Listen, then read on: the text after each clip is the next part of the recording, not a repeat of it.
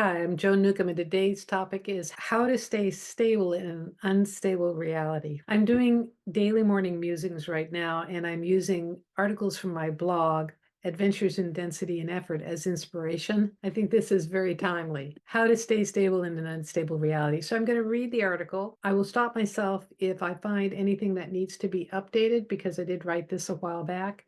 And then I will also do a commentary at the end of it with any brand new things that I have learned. How to stay stable in an unstable reality.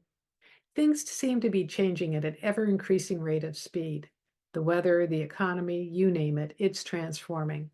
The picture I get is that it's all going down the river of life and we've hit white water. So how do you stay stable in an unstable reality? So when I wrote this, my answer was grounding, and I'm going to go ahead and read this, but I will have some comments about grounding because the thing I have noticed with this consciousness shift is that grounding has changed. Now, immediately, some of you will roll your eyes at such an elemental suggestion. Grounding's become a buzzword nowadays. Some of you would tilt your head to the side and go, huh? So to both groups, read on. You may learn something new or be reminded of something helpful to remember at this time. There are many techniques for grounding. William Bloom calls it earthing in his book, Psychic Protection. It's a way of connecting to the earth, which helps you feel stable and anchored. Some martial arts practices have you ground from your solar plexus, which is in the area of your stomach, connecting your personal power to the planet. Now, if I recall William Bloom's earthing technique, it's simply feeling the ground with your feet. The basic technique that I was trained in was to create an energy connection from the lower part of your body, which is the root chakra area, to the center of the earth. You can also connect with your feet, which gives sort of a tripod effect. Energetic grounding acts like an electrical ground. It helps your higher vibrational frequency, your essential self, inhabit your lower vibrational body. Now, you are so much more than your physical body. However, you try to cram all of yourself in, you'd fry your circuits. I don't agree with this anymore. There's been an upgrade.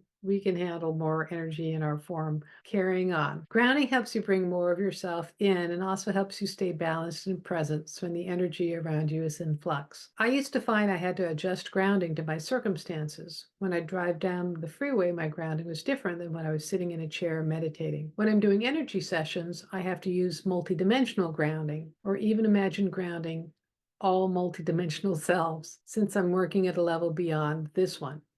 It really isn't as complicated as it sounds. Just pretend and you're really doing it. If I find myself hitting white water, whether it's personal issues or external circumstances, I would adjust my grounding to be adequate for what I'm going through. If this is new to you, here's how to get started with a basic form of grounding. You can sit in a chair, your feet flat on the floor. You can close your eyes and turn within, which helps you tune out external distractions and focus on your internal sensations. You can imagine an energy connection going from the lower part of your body to the center of the earth. You can take a deep breath and release it down to the center of the planet. You can imagine your grounding connection to be like a laser beam. You can imagine it to be like a waterfall. You can imagine it being like a strong but flexible cable or anything else that comes to mind. When I used to ground this way, I would feel a strong magnetic energy in my feet and lower body as if gravity increased. It didn't slow me down. I could drive or walk or stand in front of large crowds and stay centered. And my body felt secure and safe when I was anchored this way. You can also use it to release energy, tension, or any blocks to moving through these changing times. You can imagine the center of the earth to be like a giant recycling station or compost area or an incinerator and generator, and that takes on anything that you choose to release and reuses it for greater good. This is a great technique for increasing presence. If you find yourself sitting in traffic, give yourself a grounding connection and use it to release frustration or impatience. You'll find increased awareness as you do this,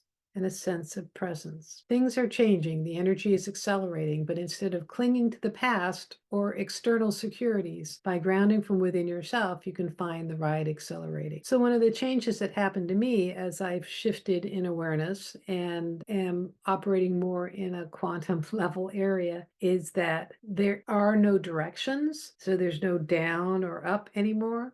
It's not a matter of bringing in cosmic energy through my crown chakra. There's more of an awareness from within myself. So for instance, if I step into say, the center of my head or they step into my heart, I can keep going and there's an infinite distance inside. I'll just keep walking and walking and walking. The other thing I'm aware of is that energy comes from within every cell of my body. Energy manifests from instantaneously within. And so for me, it was a matter of grounding to the center of the hologram or grounding from within myself. And that would create, I can't say an energy of solidity, but an energy of expansive presence from within myself. So I invite you to play with this and notice what works best for you, because it really is about centering and grounding from within. You as consciousness are eternal and unchanging. So you can imagine connecting to that part of you. And if you have any experiences